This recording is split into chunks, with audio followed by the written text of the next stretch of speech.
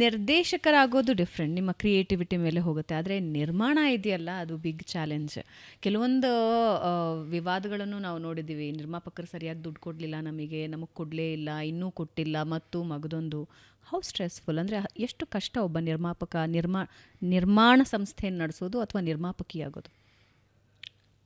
Struggle ಇದೆಯಾ ತುಂಬ? ಖಂಡಿತ. ಅಂದರೆ ನಮ್ಮನ್ನು ನಂಬಿ ಎಷ್ಟೋ ಜನ ಬಂದಿರ್ತಾರೆ. ಅಂದರೆ ಒಂದು ಕಾಫಿ ಟೀ ಕೊಡೋ ಹುಡುಗನಿಂದ ಹಿಡಿದು ತುಂಬ ಎಕ್ಸ್ಪೆನ್ಸಿವ್ ಪೇಮೆಂಟ್ ತೊಗೊಳ್ಳೋವಂಥ ಒಂದು ಆರ್ಟಿಸ್ಟ್ವರೆಗೂ ನಮ್ಮನ್ನು ನಂಬಿ ಹಲವಾರು ಜನ ಬಂದಿರ್ತಾರೆ ಒಂದು ಪ್ರಾಜೆಕ್ಟಿಗೆ.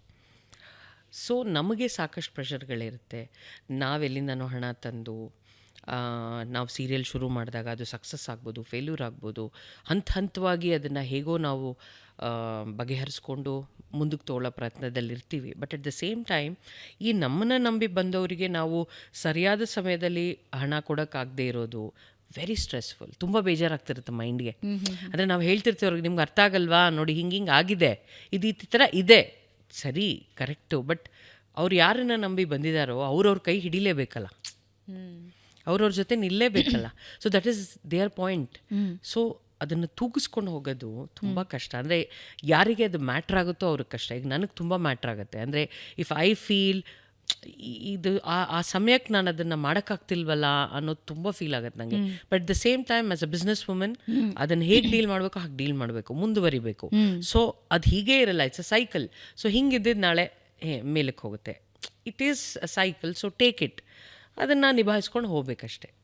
ಸೊ ಒಂದು ರೀತಿ ಸ್ಟ್ರೆಸ್ಸು ಇದೆ. ಆ ಸ್ಟ್ರೆಸ್ಸನ್ನು ಇದನ್ನು ಎಂಜಾಯ್ ಮಾಡ್ತಿದ್ದೀರಾ ಅಂತ ಅನಿಸುತ್ತೆ. ಕೆಲವು ನಿರ್ದೇಶಕರ ಬಗ್ಗೆ ನಾನು ಕೇಳಿದ್ದೀನಿ, ಅವ್ರಿಗೆ ಜೋರು ಕೋಪ ಬಂದಾಗ ಬಾಯಿಗೆ ಬಂದಂಗೆ ಬೈತಾರಂತೆ. ನೀವು ನಿರ್ಮಾಪಕಿಯಾಗಿ ಬೈತೀರಾ, ನಿರ್ದೇಶಕಿಯಾಗಿ ಬೈತೀರಾ? ಎಲ್ಲ ಥರವಾಗೂ ಬೈದ್ಬಿಟ್ಟಿದ್ದೀನಿ, ಎಲ್ಲ ರೋಲಲ್ಲೂ ಬೈದಿದ್ದೀನಿ ನಾನು.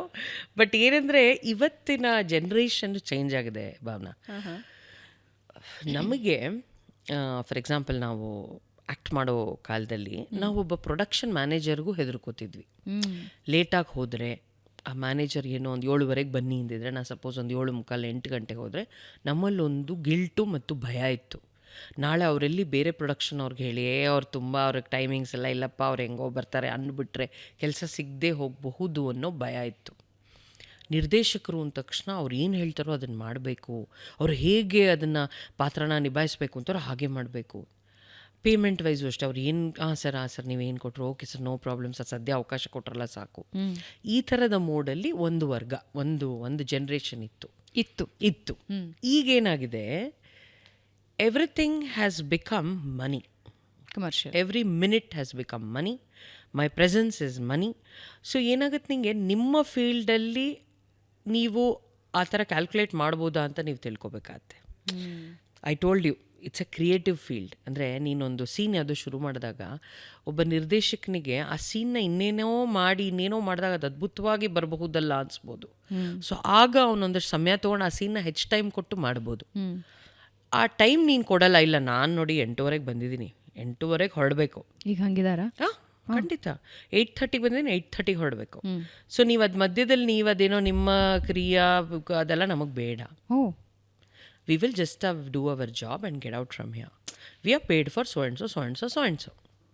ಸೊ ಅವಾಗ ಏನಾಗುತ್ತೆ, ನಿನ್ನ ಕೆಲಸದ ವಾತಾವರಣ ಇರ್ಬೋದು, ಎವ್ರಿಥಿಂಗ್ ಬಿಕಮ್ಸ್. ಈಗ ಹಂಗಾಗಿದೆಯಾ?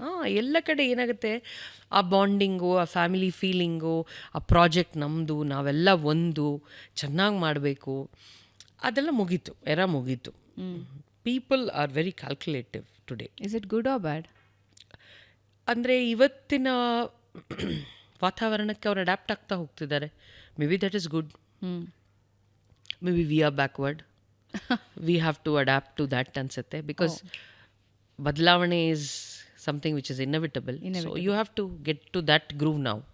ಸೊ ನಾನು ಮೊದಲಿಂದನೂ ಹಾಗೆ ಭಾವನಾ, ನನಗೇನು ಆ ಟೈಮ್ಗೆ ಆ ಥರ ಬದಲಾವಣೆ ಆಗಬೇಕು, ಅಲ್ಲಿಂದ ಏನೋ ಗ್ರೋತ್ ಇದೆ ಅಂದರೆ ನಾನು ಅದನ್ನು ಯಾವುದೇ ಯೋಚನೆ ಮಾಡದೆ ಕೈಗೆತ್ಕೊಂಡು ಆ ಬದಲಾವಣೆನ ನನ್ನಲ್ಲೂ ನಾನು ಮಾಡ್ಕೊಂಡು ಮುಂದುವರೆದು ಬಿಡ್ತೀನಿ. I think that's how we have to sail through.